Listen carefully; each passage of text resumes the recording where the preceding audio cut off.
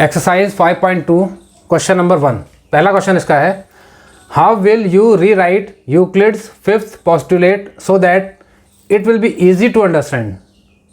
अब इसका जो है क्वेश्चन इन्होंने दिया है कि यूक्लिड्स का जो फिफ्थ पोस्टुलेट है उसको आप किस प्रकार से लिखेंगे या लिख सकते हैं कि वो समझने में थोड़ा आसान हो जाए। ठीक है, फिफ्थ पोस्टुलेट यहाँ पे लिखा हुआ है मैंने, जो है मैं आपको एक बार समझाता हूँ है क्या चीज़ ये, और इसको जो है आसान लैंग्वेज में किस तरह से हम इसको लिख पाएंगे।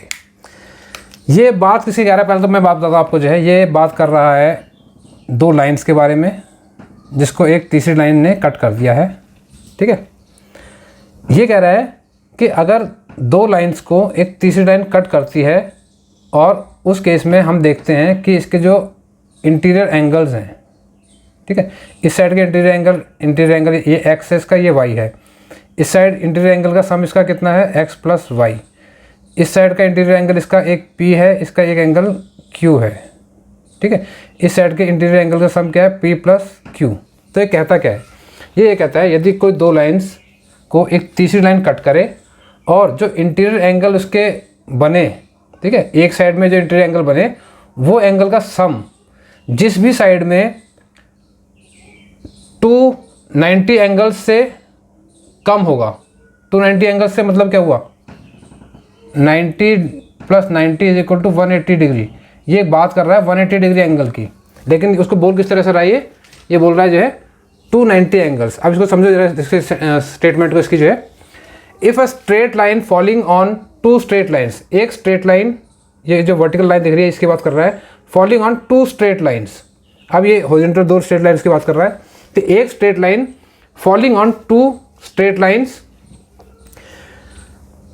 Makes the interior angle on same side of it taken together, और उसके जो है सेम साइड में बनने वाले जो इंटीरियर एंगल है उनको एक साथ अगर मिला लिया जाए तो less than two right angles, वो जो है उनकी जो इंटीरियर एंगल का सम बन रहा है ये टू राइट एंगल्स से अगर कम बनता है किसी भी साइड में, तो क्या कहता है ये, तो वो लाइन जो है, और हम लाइंस को यदि एक्सटेंड करें, इसने क्या कहा, बड़े लंबा थोड़े वर्ड्स में अपनी चीज़ को एक्सप्रेस किया इसने, then the two straight lines if produced, और यदि इन दो स्ट्रेट लाइन्स को यदि और आगे प्रोड्यूस किया जाए किस साइड में, जिस साइड में इसके इंटीरियर एंगल्स का सम जो है वो टू राइट एंगल्स से कम हो। टू राइट एंगल्स से कम मतलब 180 से कम हो, उसको 180 ना बोल के इसने टू राइट एंगल्स करके बोला है, टू राइट एंगल से कम हो, उस साइड में यदि लाइन्स को एक्सटेंड किया जाए तो ये लाइन्स उस साइड में कहीं ना कहीं जाके क्रॉस करेंगी। ये बात ये कह रहा है। ठीक है, कोई दो लाइन्स को एक वर्टिकल लाइन कोई कट करती है तो उसके लेफ्ट और राइट दोनों साइड में जो है इंटीरियर एंगल बनेंगे, उसके जो है किसी भी साइड में इंटीरियर एंगल का सम जो है, इस साइड में इंटीरियर एंगल का सम क्या है, इस साइड के इंटीरियर एंगल का सम है एक्स प्लस वाई, इस साइड के इंटीरियर एंगल का सम है पी प्लस क्यू। ये कह रहा है जिस भी साइड में इंटीरियर एंगल्स का सम जो है टू राइट एंगल्स से कम होगा, मीन्स 180 से कम होगा, ये लाइन्स जो हैं उस साइड में यदि इनको आगे प्रोड्यूस किया जाए तो ये लाइन्स आपस में मीट करेंगी कहीं ना कहीं जो है। सपोज करो यहाँ पे एंगल्स का वैल्यू जो है पी प्लस क्यू जो है हमारा जो है ये लेस देन 180 आता है, तो क्या होगा, ये लाइन को हम यदि प्रोड्यूस करेंगे आगे को जाके, तो ये लाइन आगे जाके जो है क्या होंगी, एक जगह पे जाके लाइन यहाँ पे जो क्रॉस कर जाएंगी। ठीक है, ये बात ये कह रहा है, लेकिन इससे कहने का इसका तरीके में जो है काफ़ी लंबा चौड़ा करके इसने बता दिया इस चीज़ को, जो है 180 ना बोल के इसने टू राइट एंगल्स करके वर्ड बोला है उसने जो है।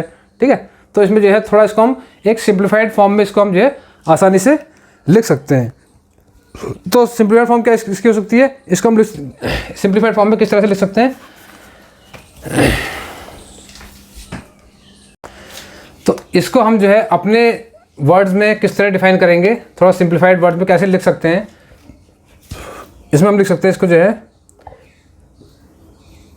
When two lines are cut by a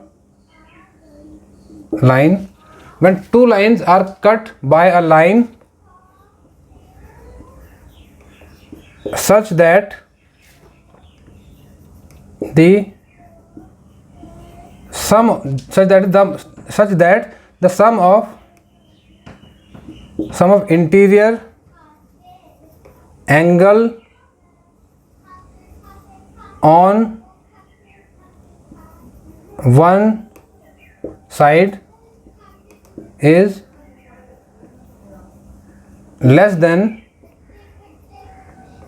180 degree. ठीक है, क्या बोला मैंने? When two lines are cut by a line such that the sum of interior angle on one side is less than 180। एक लाइन जो है दो लाइन को काटे उसमें कि और क्या हो, उसमें जो है एक साइड में इंटीरियर एंगल का सम जो है 180 से कम हो। ठीक है, तो क्या होगा? Less than 180, then the lines ना बोल के पूरा बोलेंगे तो then the two lines will intersect on the same side। तो मैंने क्या कहा इसको जो है, इसी चीज़ को मैंने थोड़ा सिंपल फॉर्म में कहा, जहाँ इसने 290 एंगल्स का यूज़ किया था या 2 राइट एंगल का यूज़ किया था, वहाँ पे मैंने यूज़ किया वर्ड 180 डिग्री का। When two lines are cut by a line such that the sum of interior angles on one side, एक तरफ जो sum of interior angles है जो है interior angle on one side is less than 180, किसी भी एक साइड में अगर इंटीरियर एंगल का सम लेस देन 180 है, then the two lines will intersect. तब क्या होगा? ये दो लाइन जो हैं इंटरसेक्ट करेंगी, कहाँ पे? उसी साइड में इंटरसेक्ट करेंगी जहाँ पर इनके इंटीरियर एंगल का सम 180 से कम है। ठीक है, then the two lines will intersect on the same side means उस साइड में जिस साइड में इसके इंटीरियर एंगल्स का सम जो है 180 से कम है। ठीक है, ये इसको हम थोड़ा सिंप्लीफाइड फॉर्म में इस तरह लिख सकते हैं इसको। एक्सरसाइज 5.2 क्वेश्चन नंबर 2 है, does Euclid's fifth postulate imply the existence of parallel lines? क्या यूक्लिड का फिफ्थ पोस्टुलेट जो है वो उससे ये अर्थ निकलता है कि पैरेलल लाइंस एग्जिस्ट करती हैं, कि पैरेलल लाइंस भी हो सकती हैं? समझते हैं इसको जो है।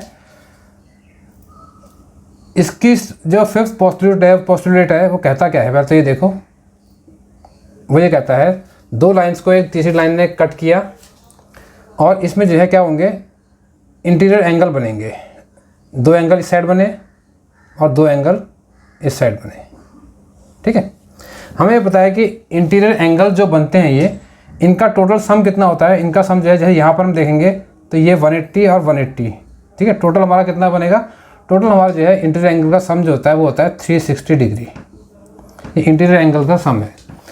फिफ्थ पोस्टुलेट कहता क्या है? ये कहता है किसी भी साइड में यदि इंटीरियर एंगल्स का सम जो है, जैसे यहाँ पर x and y interior angle बन रहे हैं, तो यहाँ इंटीरियर एंगल का सम हो गया x प्लस वाई।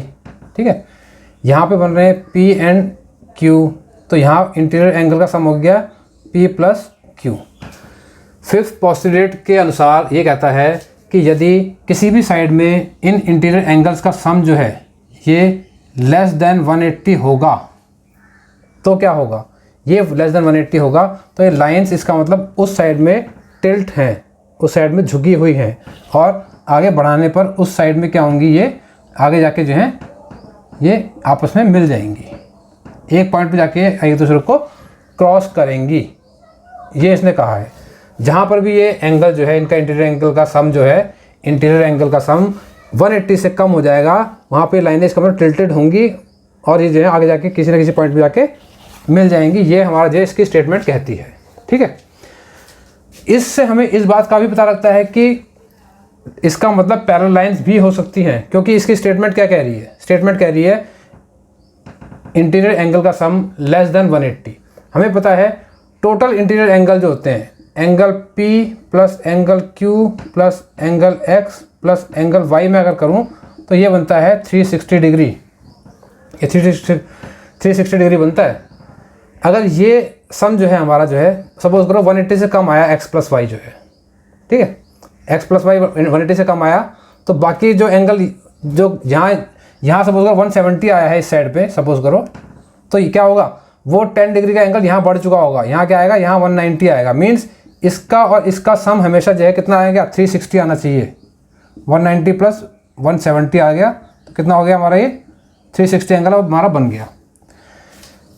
अब इसमें जो है एक कंडीशन ये देखो कि मान लिया इन दो एंगल्स का सम जो है exactly, means angle x plus angle y का सम जो है एग्जैक्टली 180 डिग्री है।